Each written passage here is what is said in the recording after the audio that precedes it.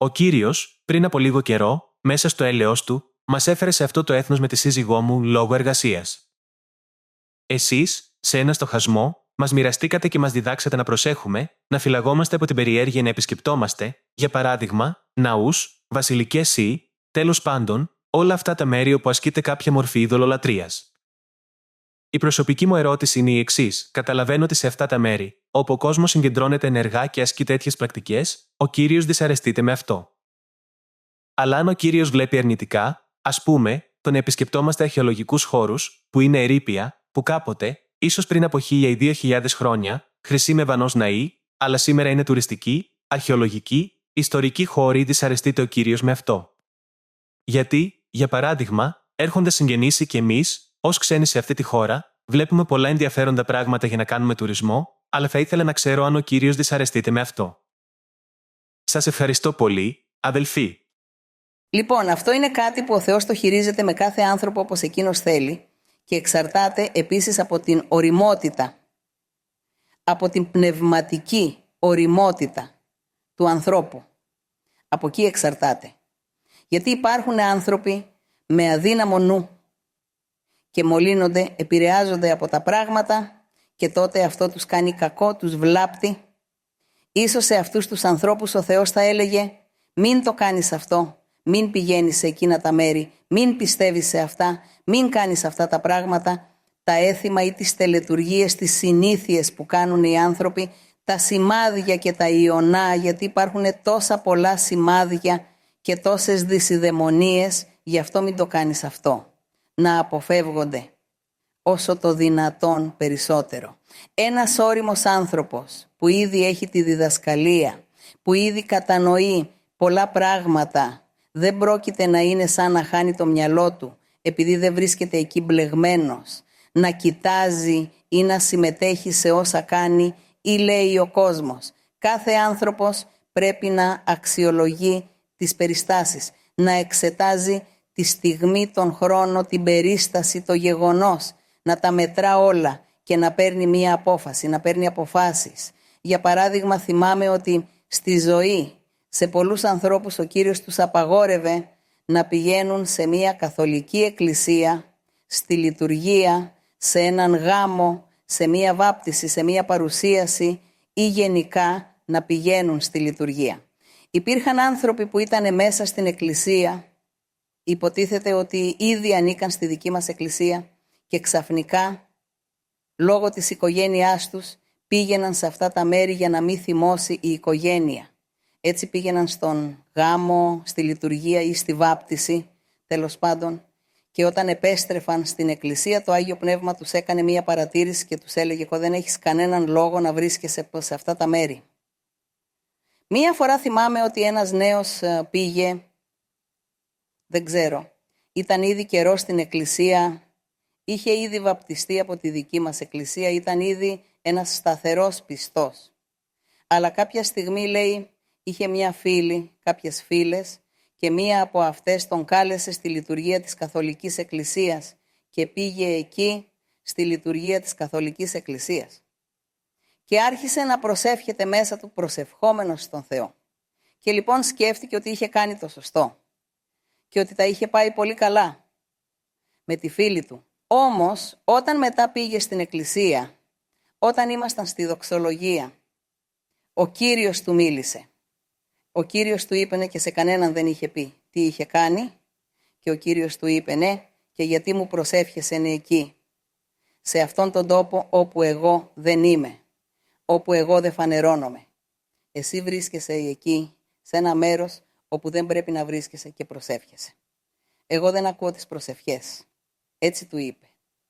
Τότε ήταν που εκείνο το άτομο ομολόγησε, γιατί έμεινε κατάπληκτο. Νόμιζε ότι δεν ήταν κακό, ότι σίγουρα είχε ζητήσει συγχώρεση από τον Θεό.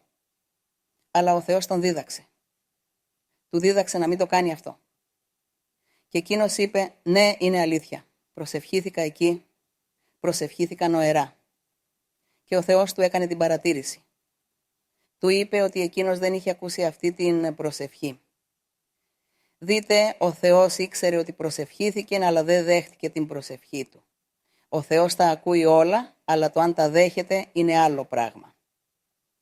Έτσι, οι άνθρωποι μπορούν να κράζουν πολλά πράγματα στον Θεό και ο Θεός ακούει, με κράζουν, μου ζητούν, αλλά εγώ δεν θα ενεργήσω ούτε θα τους το παραχωρήσω γιατί το κάνουν με λάθος τρόπο. Θυμάμαι επίσης μια φορά που υπήρχαν κάποιες ευαγγελικές εκκλησίες που εκείνη την εποχή μας ζήλευαν επειδή εμείς ήμασταν στην εκκλησία και εδώ ασκούμε. Ή μάλλον ο Κύριος φανερώνεται με προφητεία. Και εδώ το Άγιο Πνεύμα φανερώνεται και υπάρχει προφητεία. Τότε ο κόσμος έρχεται. Και στον κόσμο αρέσει πάρα πολύ η προφητεία γιατί ο Θεός μιλά στην καρδιά τους και φεύγουν χαρούμενοι να γεμίζουν χαρά και όλο αυτό αρχίζει να διαδίδεται, η φήμη όλων αυτών και φτάνει στα αυτιά άλλων θρησκειών. Και θυμάμαι ότι εκείνη την εποχή, μιλάω για πριν από περίπου 30 χρόνια ή και περισσότερο, κάποιες ευαγγελικές εκκλησίες έμαθαν για τη δική μας εκκλησία. Έλεγαν ότι εμείς ήμασταν του διαβόλου, ότι ήμασταν δαίμονες, ότι ήμασταν ψεύτες απατεώνες και άρχισαν να νηστεύουν και να ζητούν από το Θεό να μας καταστρέψει, να μας τιμωρήσει, να εξαφανιστούμε ως εκκλησία.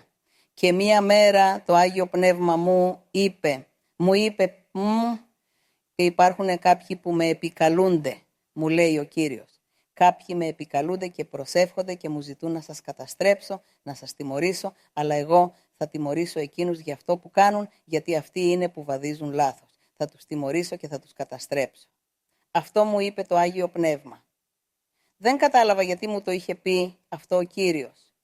Λίγο καιρό μετά ήρθε μία αδελφή, σαν καινούριο πρόσωπο στην εκκλησία, που ερχόταν από μία από εκείνες τις εκκλησίες και έμεινε μαζί μας, γιατί της άρεσε ο τρόπος με τον οποίο ο Θεός μίλησε στην καρδιά της. Έτσι έμεινε μαζί μας. Τότε μας το διηγήθηκε.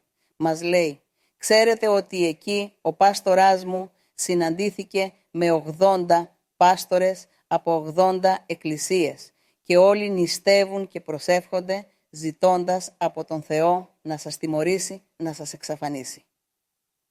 Τότε επιβεβαίωσα αυτό που ο Κύριος το Άγιο Πνεύμα μου είχε πει. Αλλά το πιο όμορφο είναι ότι ο Κύριος μου είχε ήδη πει, εγώ εσάς δεν θα σας τιμωρήσω, εκείνους είναι που θα τιμωρήσω. Και έτσι ο Θεός μας διδάσκει. Υπήρχε επίσης κάποτε μία γυναίκα που ήταν πολύ καινούρια. Είχε έρθει πρόσφατα και βρισκόταν μόλις μερικούς μήνες στην εκκλησία και οι κόρες της φοιτούσαν σε ένα καθολικό σχολείο. Επειδή φοιτούσαν σε αυτό το καθολικό σχολείο, τις υποχρέωναν να κάνουν την πρώτη κοινωνία και άλλα παρόμοια. Όταν λοιπόν εκείνη ήρθε κοντά μας, κατάλαβε ότι ο Θεός δεν ήταν στην καθολική της εκκλησία και ότι ο Θεός πράγματι φανερωνόταν μαζί μας. Τότε ένιωσε σεβασμό και αγωνία για τις κόρες της, γιατί είπε, αν οι κόρες μου, εγώ δεν θα τους επιτρέψω να κάνουν την πρώτη κοινωνία, αλλά αν δεν την κάνουν τότε θα τις διώξουν από το σχολείο, γιατί αυτός ήταν ο κανονισμός σε εκείνο το σχολείο. Και ήταν πολύ αγχωμένη.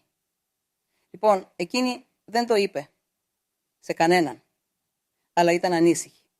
Και μία μέρα ζήτησε προφήτεια. Το Άγιο Πνεύμα της είπε, θα κάνεις κάτι που δεν πρέπει να κάνεις. Δεν πρέπει να το κάνεις, αλλά εγώ θα σου το επιτρέψω. Θα σου δώσω άδεια να το κάνεις, όμως πρέπει να ξέρεις ότι αυτό δεν είναι σωστό να γίνεται. Αυτό της είπε. Όταν εγώ τη ρώτησα, τι είναι αυτό που πρόκειται να κάνετε, που ο Κύριος λέει ότι δεν πρέπει να γίνεται. Τι είναι, εκείνη απάντησε. Η πρώτη κοινωνία των παιδιών μου. Αν δεν τους επιτρέψω να την κάνουν, θα τις διώξουν από το σχολείο. Και εκεί δεν πληρώνουν δίδακτρα, δεν πληρώνουν σπουδές, είναι δωρεάν. Και ήταν πολύ αγχωμένη, αλλά δείτε, ο Θεός μέσα στο έλεος του, επειδή εκείνη ήταν καινούρια, γιατί είχε περίπου 1 μήνα, 2 μήνες μαζί μας, της είπε, θα σου δώσω άδεια να το κάνεις, αλλά δεν πρέπει να το κάνεις. Όταν ο Κύριος λέει, αυτό δεν πρέπει να γίνεται. Αυτό ισχύει για όλους. Σωστά. Για όλους. Έτσι είναι τα πράγματα. Λοιπόν, αδελφέ, πρέπει να εξετάζετε πού πρόκειται να πάτε. Αν πάτε, ας πούμε, σε τάφους 3 αιώνων πριν, δεν ξέρω, εκεί όπου έθαψαν οι ηθαγενείς, αυτό δεν έχει τίποτα το κακό. Γιατί πλέον αυτό που υπάρχει είναι γη, η σκόνη, η οστά. Οπότε πηγαίνουν και βλέπουν τις ανασκαφές και τέλος πάντων. Πιθανότατα, σίγουρα, αυτό δεν είναι κακό. Σίγουρα εδώ υπάρχουν πυραμίδες, έτσι δεν είναι. Λοιπόν, το να πάει κανείς να δει τις πυραμίδες που έφτιαξαν οι ηθαγενείς πριν από τόσους αιώνες, τις βλέπει και λέει πώς το έκαναν αυτό, πώς μετέφεραν τις πέτρες. Ήταν έξυπνοι άνθρωποι. Ίσως αυτό δεν είναι. Σίγουρα αυτό δεν είναι κακό. Αλλά αν κάποιος πάει για κάτι άλλο, όπως συνέβη με εκείνους που πήγαν στην Καθολική Εκκλησία για τη λειτουργία ή πήγαν σε έναν γάμο ή πήγαν στην πρώτη κοινωνία, τότε εκεί ναι, ο Θεός είναι ζηλότυπος και ο Θεός ζηλεύει. Αυτό είναι. Ακούω και γνωρίζω για πολλά μέρη και τουριστικούς χώρους, ιδιαίτερα όσα έχουν να κάνουν με τον αυτόχθονο πολιτισμό, έτσι δεν είναι. Με τους προγόνους εδώ σε αυτή την περιοχή της Αμερικής. Οι πρόγονοι λοιπόν, οι αυτόχθονες, που έγιναν αυτόχθονες επειδή εκείνοι στην πραγματικότητα έφτασαν από την Ευρώπη. Όλοι ήρθαν από την Ευρώπη και εδώ στην Αμερική δεν υπήρχαν ζωντανά ανθρώπινα όντα. Ο κόσμος έφυγε από την Ευρώπη, δραπέτευσε και έφτασε εδώ στην Αμερική. Και επειδή δεν υπήρχε πολιτισμός, έγιναν αυτόχθονες. Γιατί αναγκάστηκαν να τρώνε, να κοιμούνται όπως τα ζώα και να τρέφονται με ό,τι έτρωγαν τα ζώα. Επίσης έπρεπε να παλέψουν για να επιβιώσουν και να σχηματίσουν έναν πολιτισμό.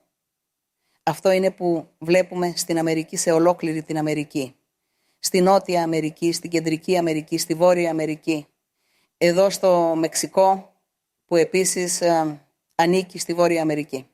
Έτσι λοιπόν η ζωή εκείνων των προγόνων, υπάρχουν οι τάφοι, οι ανασκαφές, οι θησαυροί, γιατί υπάρχουν και πολλά πλούτη κρυμμένα εκεί. Λοιπόν, σε κάποιους ανθρώπους αρέσει να κάνουν αυτά τα πράγματα και σε άλλους αρέσει απλώς να τα βλέπουν. Αυτό είναι. Ίσως από αυτή την οπτική με την οποία το βλέπετε, ίσως δεν προσβάλλετε το Θεό, ούτε μολύνεστε, ούτε πάβετε να πιστεύετε στον Θεό, επειδή βλέπετε τι υπήρξε, τι συνέβη. Έτσι λοιπόν, το υπόλοιπο έχει να κάνει με το να συμμετέχει κανείς σε θρησκευτικές πρακτικές, σε ζωντανές θρησκείες, ας πούμε, που υπάρχουν αυτή τη στιγμή. Εκεί ναι, αυτό είναι λάθος. Σε αυτά δεν θα έπρεπε να πηγαίνει κανείς. Και το ίδιο ισχύει και για τα σημάδια και τις δυσιδαιμονίες που είχαν οι πρόγονοι. Είχαν και εκείνοι πολλά σημάδια και πολλές δυσιδαιμονίες. Και μέχρι σήμερα υπάρχει πολλής κόσμος που εξακολουθεί να πιστεύει σε όλα αυτά. Έτσι βλέπεις ανθρώπους που φορούν βραχιόλια ή δεν ξέρω κορδόνια, τα βάζουν σαν φυλαχτό για καλή τύχη ή για κάτι άλλο σε κάποιο σημείο του σώματος, ένα χρώμα ή ένα γυαλί, τέλος πάντων, οτιδήποτε. Και τότε ο κόσμος αρχίζει να πιστεύει σε αυτά ότι φέρνουν καλή τύχη. Εμείς όμως που ήδη γνωρίζουμε τον Θεό, ξέρουμε ότι η καλή μας τύχη είναι ο ίδιος ο Θεός μας. Γι' αυτό και περισσεύει να φοράμε όλα αυτά τα στολίδια στο σώμα σαν φυλαχτά. Αυτό δεν χρειάζεται. Δεν πρέπει να γίνεται. Στον Θεό δεν αρέσει. Ούτε στο σπίτι σας, ούτε στο σπίτι να έχετε αντικείμενα σαν φυλαχτά για καλή τύχη. Όχι, να λέμε, βάζω αυτό εδώ στην πόρτα, βάζω εκεί τα βότανα, το δεντράκι, το πέταλο ή τα σκόρδανα, τέλος πάντων, τόσα πολλά πράγματα. Υπάρχουν χιλιάδες αντικείμενα που θεωρούνται σημάδια ή φυλαχτά και που υποτίθεται ότι διώχνουν τα κακά πνεύματα. Τα κακά πνεύματα εμείς τα διώχνουμε με προσευχή. Τα φυλαχτά πλέον μου περισσεύουν, γιατί εγώ επικαλούμαι τον Θεό. Και εκείνος μας φυλάει και μας ελευθερώνει από όλα τα κακά πνεύματα, από τις μαγείες, τις γοητείες, τις κατάρες. Ο Θεός μας φυλάει. Όταν τον εμπιστευόμαστε, διαβάζουμε τη βίβλο και προσευχόμαστε στον Κύριο, φυσικά και δεν χρειαζόμαστε πια αντικείμενα. Και στις σημερινές κουλτούρες, ειδικά για τους τουρίστες, προσφέρουν πολλά από αυτά τα πράγματα. Τους προσφέρουν ότι θα τους καθαρίσουν από τα κακά πνεύματα, από τις κακές ενέργειες, τις κακές επιρροές και ότι τους κάνουν καθαρισμούς. Όλα αυτά είναι σημάδια και δοξασίες. Εμείς όχι, γιατί έχουμε ήδη τον Κύριο και Εκείνος είναι που μας καθαρίζει και μας απαλλάσσει από όλα αυτά. Γι' αυτό ας μην τα κάνουμε αυτά. Έρχονται και λένε φάε αυτή την τροφή ή πιες αυτό το ποτό γιατί χρησιμεύει για αυτό ή για εκείνο. Ούτε αυτό. Να μην φέρνουμε τον Κύριο σε ζήλια, γιατί ο Θεός είναι ζηλότυπος και θέλει μόνο σε Εκείνο να δίνουμε την τιμή και τη δόξα. Μόνο Εκείνο να δοξάζουμε και όλα τα υπόλοιπα ας τα αφήσουμε έτσι. Ας τα αφήσουμε πίσω, σαν κάτι που πέρασε. Αυτό πια δεν χρησιμεύει, δεν σημαίνει τίποτα. Στη ζωή μου, στη ζωή μας, αυτό δεν σημαίνει τίποτα. Λοιπόν, όλα εκείνα τα πράγματα που ίσως έχετε ακόμα φυλαγμένα, γιατί υπάρχει κόσμος, το ξέρω, πολλοί άνθρωποι που έρχονται στην εκκλησία, έχουν ήδη χρόνια στην εκκλησία, ας πούμε 5-10 χρόνια ή και περισσότερα, και παρόλα αυτά στο σπίτι έχουν ακόμα όλα τα φυλαχτά. Τα μαλλιά του παιδιού, τον αφαλό του παιδιού, τον ομφάλιο λόρο, το πρώτο παπουτσάκι, το πρώτο δεν ξέρω τι. Τα κρατούν όλα και τα βάζουν σαν κολλιέ ή σαν διακοσμητικά. Όλα αυτά όταν τα κάνετε δένουν την πνευματική σας ζωή και κάνουν τον Θεό να αργεί πολύ να σας δώσει ευλογίες. Γι' αυτό κοιτάξτε στο σπίτι σας, ανάμεσα στα ρούχα σας, στα έπιπλα, σε όλα τα υπάρχοντά σας, σε όλα τα παλιά πράγματα που έχετε φυλαγμένα, τα φυλαχτά, τις δοξασίες και τα σημάδια. Βγάλτε τα και πετάξτε τα στα σκουπίδια, γιατί αυτά σας εμποδίζουν να λάβετε τις ευλογίες του Θεού. Ξεχάστε τα κολλιέ, ότι το κόκκινο χρώμα, το μπλε, το πράσινο, οι χάντρες, τα σποράκια από δεν ξέρω τι. Ξεχάστε τα όλα αυτά. Εσείς οι ίδιοι μπορείτε να φτιάξετε στολίδια, αν θέλετε, με σπόρους δέντρων, αλλά όχι πια ως φυλαχτό, παρά επειδή είναι όμορφα. Για παράδειγμα, αυτοί οι σπόροι είναι τόσο όμορφοι. Τι ωραίο χρώμα έχουνε. Θα φτιάξω ένα κολλιέ, θα φτιάξω κάτι με αυτούς τους σπόρους, γιατί μου φαίνονται τόσο όμορφοι. Αλλά όχι πια από πίστη σε δοξασίες, μόνο ως ένα απλό στολίδι στο σώμα. Αλλά αυτό ναι, μην πάτε να κρατάτε όλα αυτά τα μικρά μυστικά, γιατί αν τα κρατάτε, τότε και η ευλογία του Κυρίου απομακρύνεται. Το ίδιο έχω ακούσει και για ανθρώπους που έρχονται στην εκκλησία και συγχωρέστε με που μακραίνω, αλλά είναι απαραίτητο να διδάξουμε. Υπάρχουν άνθρωποι που έρχονται στην εκκλησία εδώ και πολύ καιρό, αλλά παρόλα αυτά στο σπίτι τους, στην κατοικία τους, εξακολουθούν να ασκούν μαγεία. Ασκούν τη μαγεία, ασκούν όλα αυτά τα πράγματα. Διαβάζουν κάρτες, κάνουν μαντίες και όλα αυτά. Έχουν τη συνήθεια να τα κάνουν και μετά έρχονται στην εκκλησία να ζητήσουν προφητεία. Ο Θεός τα βλέπει όλα αυτά, αλλά ο Θεός δεν ευλογεί. Σίγουρα το Άγιο Πνεύμα θα τους μιλήσει και θα τους πει να μετανοήσουν, να τακτοποιηθούν με τον Θεό, αλλά ο άνθρωπος δεν το καταλαβαίνει. Γι' αυτό από όλα αυτά πρέπει να απομακρυνόμαστε. Προσέξτε με τα ποτά, με τα μαντζούνια, με το νεράκι από δεν ξέρω τι, με το βότανο για αυτό ή εκείνο, με το πήγαινε στο βουνό και φέρε ένα ειδικό βότανο που χρησιμεύει για κάτι, αλλά πρώτα πρέπει να κάνεις 7 γύρους γύρω από το σπίτι. Όχι, όλα αυτά δεν πρέπει να γίνονται. Αυτά είναι σημάδια, δοξασίες, φυλαχτά, πράγματα που περισσεύουν. Μην τα κάνετε, γιατί όλα αυτά σας στερούν την ευλογία του Θεού. Όλα αυτά αφαιρούν την ευλογία και ο άνθρωπος θα ζει άρρωστος και δεν θα γιατρεύεται.